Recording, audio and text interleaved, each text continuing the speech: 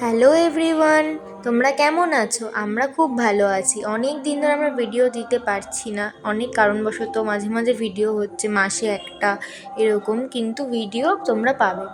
আজ ছিল ভূত চতুর্দশী, তাই জন্য মা হচ্ছে পুরো বাড়িতে দেওয়ার জন্য 14টা প্রদীপ সাজিয়ে নিচ্ছিল। মা সাজিয়ে নেবে, তারপরে আমি এখান থেকে একটা একটা করে নিয়ে চারিদিকে দিয়ে দেবো।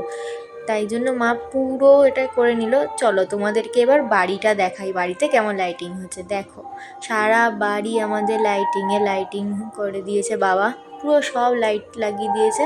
এবার মন্দিরের সামনেটাতে নিয়ে যাব। দেখো, মন্দিরের সামনেও খুব সুন্দর লাইট লাগিয়েছে। দাঁড়াও, তোমাদেরকে দেখাচ্ছি। এই যে আমাদের মন্দির, মন্দিরের সামনে এই যে আমাদের ঘর, আর এই যে হলো আমাদের মন্দির, মা মনসার মন্দির।